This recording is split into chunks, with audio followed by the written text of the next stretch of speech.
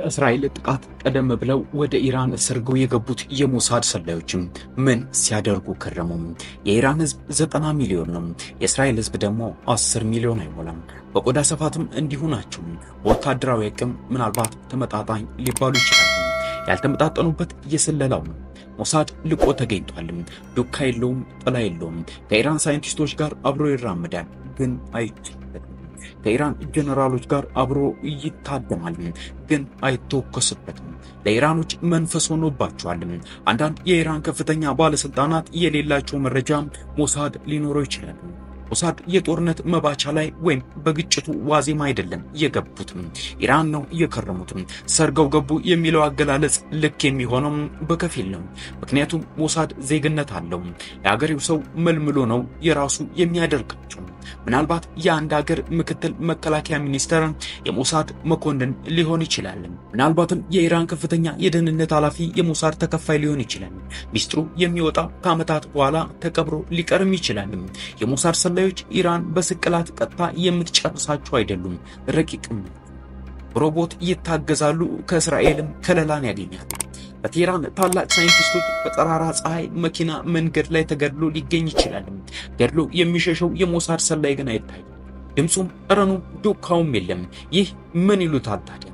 የሐማሱ የፖለቲካ መሪ ኢስማኤል ሃኒያ ለእርሱ የተዘጋጀለት ዘውትር በሚያርፍበት ጥበቃ በተጠናከረበት እንግዳ ማረፊያ ውስጥ ሳለ ነበር በቴህራን ውስጥ የተገደለው።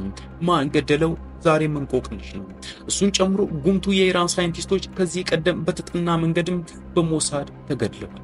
ሞሳድ ቤቱ ቴል አቪቭ አይደለም፣ ቤቱ ቴህራን። ለመሆኑ ሞሳዶች በዚህ ግጭት መጀመሪያ ቀናት ምን አሳቡ? በአጭር ቀናት አስገራሚ ስራ ሰርተዋል።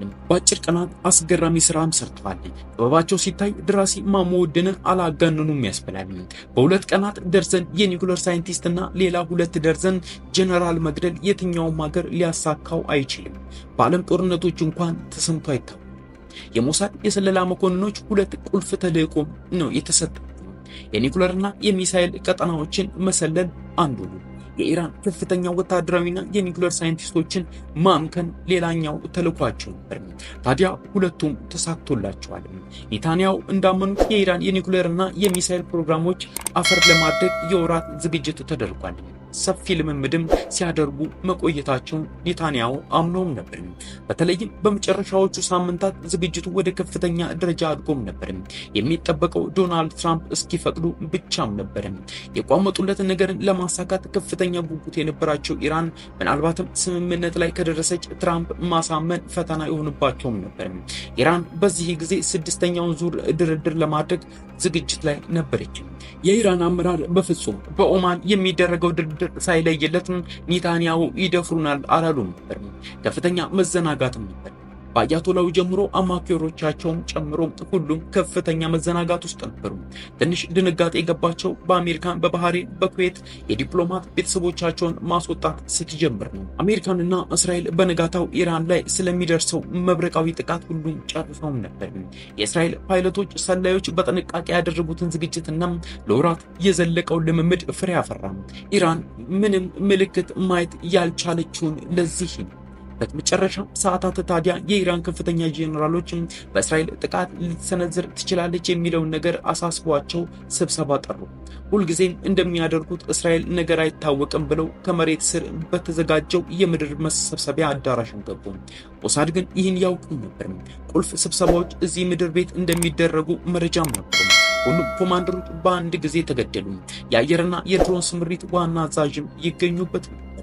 አንዱ የኢራን ከፍተኛ መኮንን ለቢቢሲ ሲናገሩ ሁሉንም በአንድ መግደላቸው ኢራን ፈጥኖ ምላሽ ለመስጠት አልቻለችም፣ ትዕዛዝ ማኒስት የእዝ ሰንሰለት ከላይ ተቀነጠሰ ሲሉ ተደምጠዋል።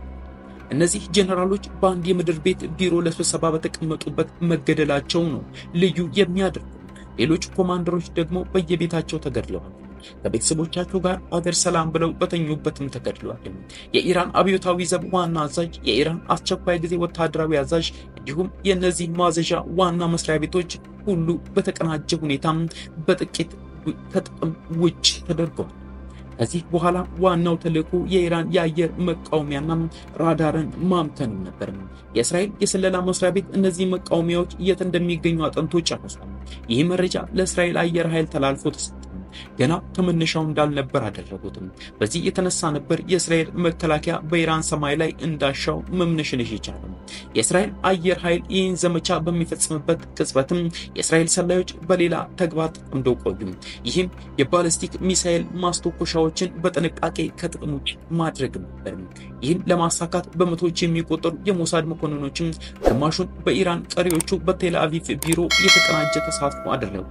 በዚህ ተግባር ላይ በተለይ ለሞሳድ የሚሰሩ ኢራናውያን ብቻም የያዘችው አንዲት የስለላ ቡድን ተሳትፋለች። በማዕከላዊ ኢራን አንዲት የሞሳድ ኮማንዶ ጓዳ ራሷን አሰናዳች። በዚች ጓድ ስር የሚገኙ የሞሳድ ኮማንዶች ኢራን ውስጥ በራሳቸው የሚመሩ የጦር መሳሪያዎችን ከምድር ወደ አየር የሚወነጭፉ የኢራን ሚሳኤሎችን በተጠመዱባቸው ማስተኮሻዎች አቅራቢያ ተክለውም ነበር።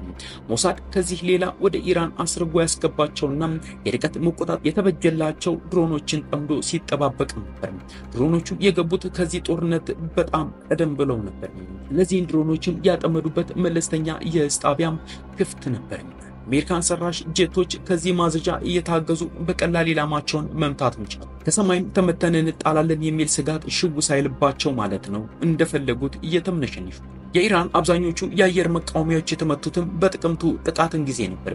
የረጅም ርቀት ተምዘግዛጊ ሚሳኤሎች የኢራን ኤስ-300 ሚሳኤሎችን ስርዓት ከጥቅም ውጭ የተደረገው ያኔ ነበር። ታዲያ በቅርብ ቀናት የእስራኤል አየር ኃይል ትኩረት ያደረገው ከመሬት በሚተኮሱ ራዳርና ማስተኮሻ ላውንቸር ላይ ነበር። ጥቃቱ ከመጀመሩ ቀደም ብሎ እስራኤል ይህን ስርዓት ሽባ የሚያደርግ የስለላ መኮንኖች አሰናድታም ነበር።